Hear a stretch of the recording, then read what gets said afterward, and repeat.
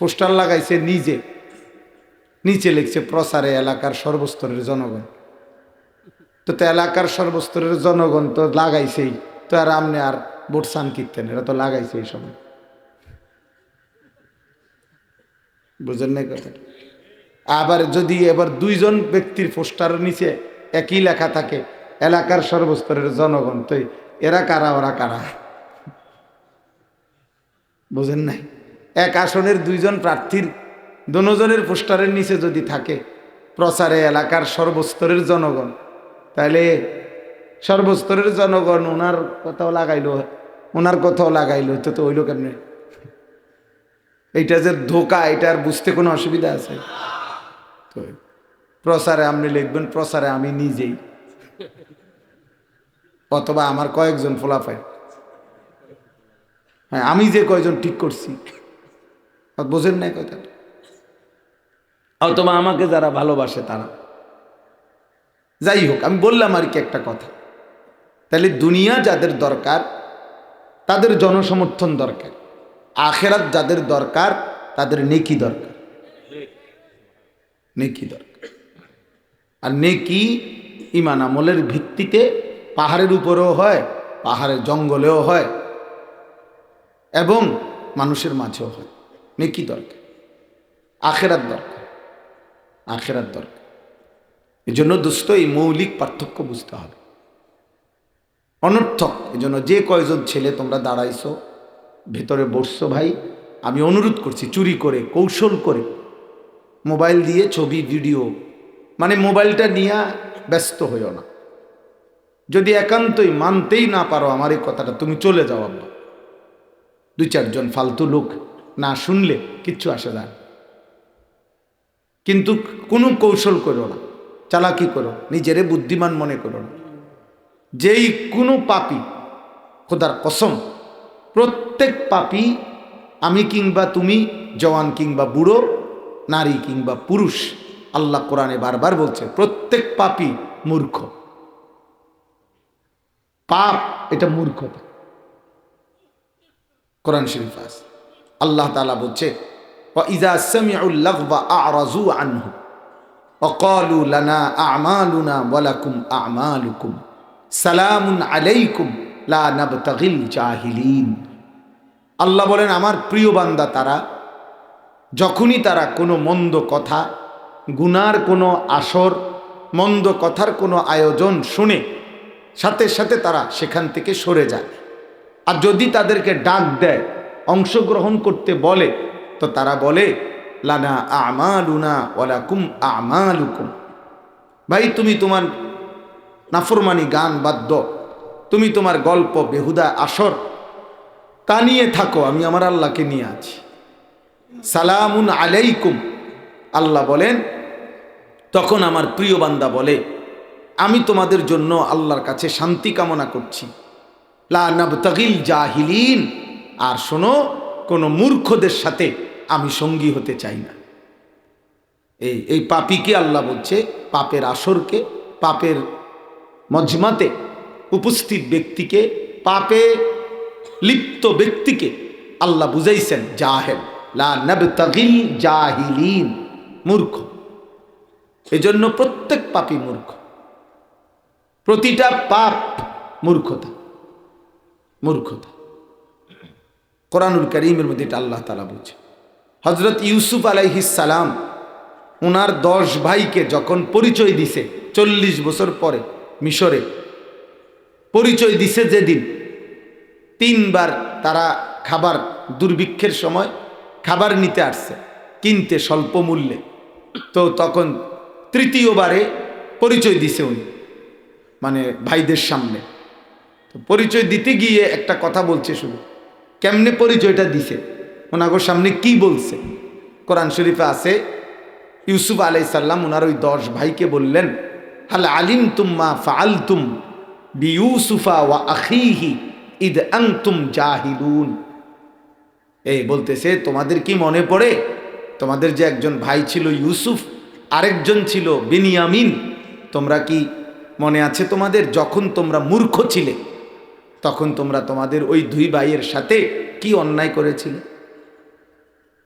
এই ইদ আনতুম জাহিলুন বলছে যখন তোমরা মূর্খ ছিলে, মানে পাপী ছিলে। ওনারা তো পাপ করছে, ওইটা মানে আপন ভাইকে পানির মধ্যে কূপের মধ্যে কি করে দিছে, ফেলে দিছে। তো এটা পাপ না? কথা বলে না? তো এইটাকেই উনি কি বলছে, যে যখন তোমরা মূর্খ ছিলে, তার মানে কি ছিলে? পাপী ছিলে, পাপী ছিলে। ক্বালু আইন্নাকা লাআনতা ইউসুফ, তখন 10 ভাই বলে উঠছে, তাহলে কি তুমিই আমাদের সেই ভাই ইউসুফ? ক্বালা আনা ইউসুফ, কোরআন শরীফের আয়াত। তিনি তখন বলেন, হ্যাঁ আমি ইউসুফ। ওয়া হাদা আখি, আর আমার পাশে যে গত সফরে আমি যারে কৌশল করে দ্বিতীয়বারে আটকাইয়া রাখছিলাম, ওই আমার ছোট ভাই। কাদ মান্নাল্লাহু আলাইনা, প্রতিবার তোমরা আমার উপরে জুলুম করেছ, আর প্রতিবার আল্লাহ আমার উপরে দয়া করেছে। এই জন্য দোস্ত, এই 2-4 লাইন বাংলা, অঙ্ক, ইংরেজি এগুলো আমরাও পড়ছি। পদার্থ জীববিজ্ঞান, রসায়ন বিজ্ঞান আমরাও পড়ছি। হ্যাঁ, আমিও কুমিল্লা ভিক্টোরিয়া কলেজ থেকে মাস্টার্স পাশ করছি, সায়েন্স বিজ্ঞান বিভাগ থেকে দাখিল পাশ করছি, এসএসসি 1998 সালে। সমগ্র বাংলাদেশে সর্বোচ্চ নাম্বার পেয়ে ফার্স্ট হয়েছি, 1 নম্বর ফার্স্ট। কাজে এগুলো আমি পড়ছি, আমি জানি কি তা আছে। এই পড়ার কোনটার কদ্দুর দৌড় এটা আমরা জানি। অতএব যে পড়া ফি নাফসিহি হারাম না, বাংলা কোনো হারাম নয়, অঙ্ক হারাম না, ইংরেজি হারাম না, পদার্থ জীববিজ্ঞান, রসায়ন বিজ্ঞান, উচ্চতর গণিত কোনো পড়াই হারাম নয়, নিষিদ্ধ নয়। কিন্তু যদি মালিক না চেনে, আল্লাহ না চেনে, যদি সৃষ্টিকর্তা না চেনে, আনুগত্য না চিনে, আল্লাহর কৃতজ্ঞতা বোধ যদি না থাকে, এবং এতদিনকার পড়ালেখার পরেও অব্যাহত পাপ, নারী, অশ্লীলতা, বেহায়াপনা, অবৈধ মেলামেশা, হারাম প্রেম, সুদের স্বাভাবিক লেনদেন, ঘুষের স্বাভাবিক লেনদেন, এরকম পাপের সাথে যারা জড়িত, আল্লাহর কসম, এরা যদি গোটা পৃথিবীর সবগুলো ইউনিভার্সিটির ডিগ্রি একসাথে শো করে, এরপরও এটা মূর্খ, মূর্খ, মূর্খ। এটা জাহেল, তুই মূর্খ বেটা। তর্ক করার যদি কোনো মানসিকতা থাকে, দাঁড়াইতে পারে, কোনো অসুবিধা নেই। প্রতিবাদ করার যদি কারো হিম্মত থাকে, দাঁড়াইতে পারে। আপনিও যুক্তি দেন, আমি তো দেখাইলাম যুক্তি, কোরআন থেকে দলিল দিলাম। হ্যাঁ, সে মানুষ হয় না, ইকোনমিক্যাল অ্যানিমেল হয়। সৃষ্টিকর্তা যে চেনে না, আল্লাহর প্রতি কৃতজ্ঞতা বোধ যার মধ্যে নাই, আল্লাহর আনুগত্য, এটাই কৃতজ্ঞতা। আল্লাহর কৃতজ্ঞতা মানেই আল্লাহকে সেজদা দেওয়া। তো কৃতজ্ঞতা, শকর, কৃতজ্ঞতা বোধ যার মধ্যে নাই, পৃথিবীর মানুষ তাকে মানুষ বলেন। এই জন্য নাফরমান, পাপী ওই মানুষ না। ইকোনমিক্যাল অ্যানিম্যাল, অর্থাৎ অর্থনৈতিক প্রাণী, উপার্জন করার মতো একটি প্রাণী, যে উপার্জন শিখছে, কেমনে পয়সা রোজগার করতে হয়, তার কোনো একটা লাইন সে শিখছে। একাধিক লাইন আছে উপার্জনের, এই একটা শিখছে। কথা বুঝেন না? উপার্জনের হাজারো পদ্ধতি আছে, সেও একটা শিখছে, কিন্তু সে মানুষ হইতে পারে না, কারণ তার মধ্যে আনুগত্য নেই। এই জন্য সেজদাবিহীন, নামাজবিহীন নাফরমান ওই মূর্খ, ওই মানুষ হওয়ার অনুপযুক্ত ইনসান না, কারণ তার মধ্যে কৃতজ্ঞতা বোধ নেই। আমি যদি, উনি, আপনার নাম কি মাওলানা? সাইফুল ভাই, আমার পরিচিত মাওলানা। আমি যদি আজকে মনে করেন 5 বছর মনে করেন টানা প্রতি মাসে ধরেন ওনাকে আমি 2000 টাকা দিছি, সহযোগিতা করতাম খরচ টরচ করার জন্য, উনি মনে করেন দিলাম, তাহলে বছরে 12 দুগুণে 24,000, তাহলে 5 বছরে কত হইল? 5 24 কত? কি 120, মানে মোট কত লাখ? لا يستوي أصحاب النار وأصحاب الجنة أصحاب الجنة هم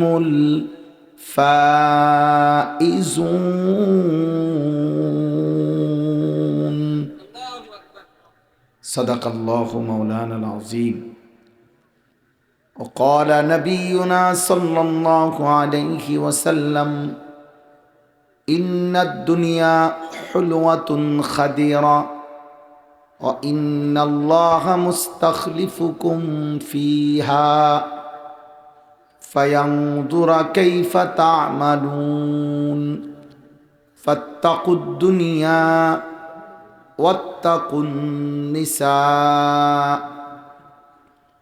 اللهم صل على محمد وعلى آل محمد كما صليت على إبراهيم وعلى آل إبراهيم إنك حميد مجيد اللهم بارك على محمد وعلى آل محمد كما باركت على إبراهيم وعلى آل إبراهيم إنك حميد مجيد سبحانك لا علم لنا إلا ما علمتنا إنك أنت العليم الحكيم আলহামদুলিল্লাহ আল্লাহ পাক রব্বুল ইজ্জত সুল জালাল ওয়াল ইকরামের ফজল কারাম রব্বুল আলামিনের অপরিসীম ইহসান মেহেরবানি দয়া আল্লাহ তাআলা আমাদেরকে আজ 31 ডিসেম্বর 2025 রোজ বুধবার নোয়াখালী জেলা সোনাইমুড়ি নাটেশ্বর পশ্চিম মির্জানগর পাটোয়ারি বাড়ি জামে মসজিদ ও এলাকাবাসীর যৌথ উদ্যোগে আজকের এই ষষ্ঠ বার্ষিক ওয়াজ মাহফিলে আল্লাহ তাআলাই আমাদেরকে আসবার বসবার আল্লাহর জন্যই জমা হওয়ার তৌফিক দান করেছেন আলহামদুলিল্লাহ। নওজোয়ান ছেলেরা সবাই হাতে ধরা সবগুলো মোবাইল বন্ধ করতে হবে, এটা আমার প্রথম আদেশ। কেউ চিৎকার দিবা না, চিল্লাবা না, আমার কথাটা বুঝ। একজনও কোনো হুজুর, পাবলিক, বয়স্ক, জওয়ান, ছোট বড়, একজনও মোবাইল হাতে ধরে ভিডিও বা রেকর্ড করা যাবে না, আমি স্পষ্ট নিষেধ করলাম। এরপরে যারে দেখব তারে সর্বোচ্চ ধমক দিয়ে বের করে দেব, বাইর হয়ে যাইতে হবে ভাই। আর নিজের থেকে চলে গেলে আলহামদুলিল্লাহ, কোনো অসুবিধা নেই। কেউ যদি রাগ করে বা অভিমান করে চলে যাও তো আলহামদুলিল্লাহ যাইতে পারো। এটা কোনো নির্বাচনী জনসভা না যে আমার সকলের ভোট দরকার, আমি যে ভোটের প্রত্যাশায় আসি না। অতএব সবার সমর্থন জরুরি না, আল্লাহর কথা বলা জরুরি, আল্লাহর কথা পৌঁছানো জরুরি। এই জন্য একজনও আমি নিষেধ করলাম স্পষ্ট। এরপরে যেন আর কাউকে না দেখি, যারেই দেখব ধমক দেব। কিন্তু ছোট বড় কেউ হাতে মোবাইল ধরে ভিডিও বা রেকর্ড করা যাবে না, চলে যাওয়ার অনুমতি আছে। আল্লাহর কথা মনোযোগ দিয়ে শুনতে হবে, কলিজা দিয়ে শুনতে হবে। এক তো হলো বক্তার তামসা দেখা, কোনো বক্তার সুর, কারো হুঙ্কার, কারো আওয়াজ। আরেকটা হলো নিজের ভিতরে আখেরাতের ফিকির আসা, এটা দুটা ভিন্ন জিনিস।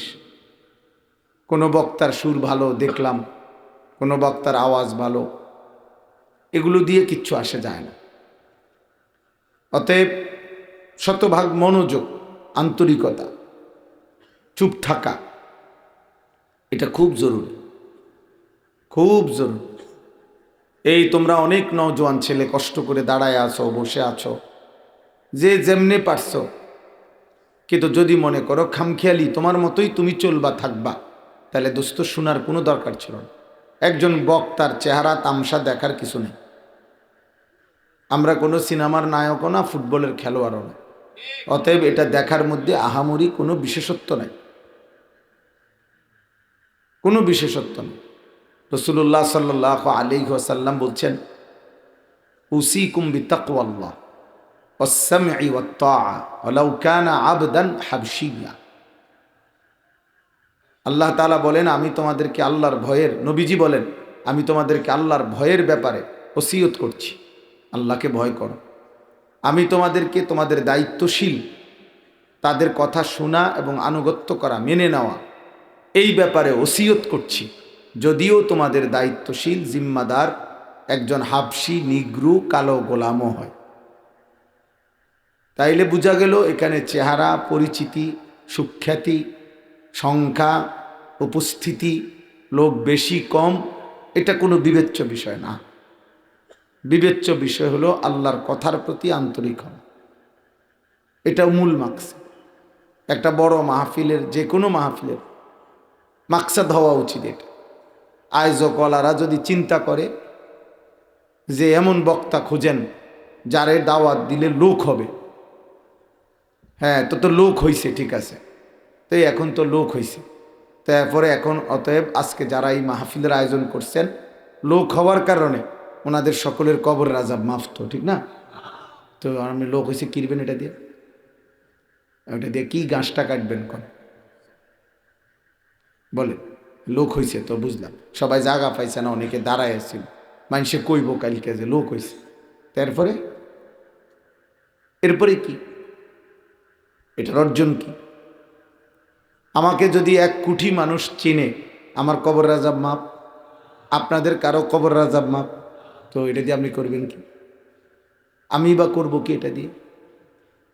এই জন্য এগুলো তো দুনিয়া যাদের দরকার, যারা ক্ষমতায় যাবে, নেতা হবে, পদ পাবে, পদবি পাবে, দুনিয়া ভোগ করবে, যাদের সব আয়োজন দুনিয়া নিয়ে, তাদের খুব দরকার, সুনাম দরকার, সুখ্যাতি দরকার, ব্যাপক পরিচিতি দরকার।